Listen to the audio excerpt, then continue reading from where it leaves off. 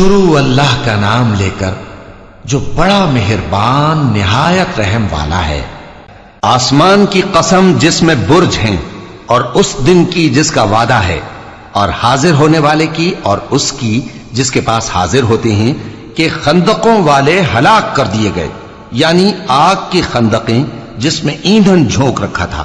جبکہ وہ ان کے کناروں پر بیٹھے ہوئے تھے اور جو ظلم وہ اہل ایمان پر کر رہے تھے ان کا نظارہ کر رہے تھے،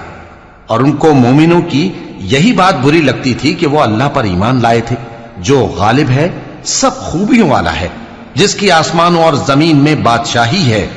اور اللہ ہر چیز سے واقف ہے۔ جن لوگوں نے مومن مردوں اور مومن عورتوں کو تکلیفیں دیں اور توبہ نہ کی، ان کو دوزخ کا اور عذاب بھی ہوگا اور جلنے کا عذاب بھی،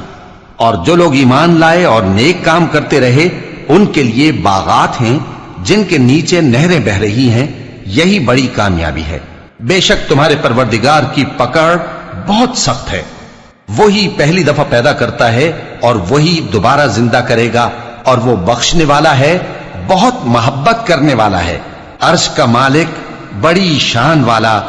جو چاہتا ہے سو کر ڈالتا ہے۔ بھلا تم کو لشکروں کا حال معلوم ہوا ہے، یعنی فرعون اور سمود کا؟ اصل بات یہ ہے کہ کافر مستقل جھٹلانے میں لگے ہیں، جبکہ اللہ بھی ان کو ہر طرف سے گھیرے ہوئے ہے۔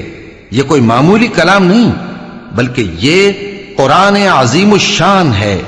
لوح محفوظ میں لکھا ہوا۔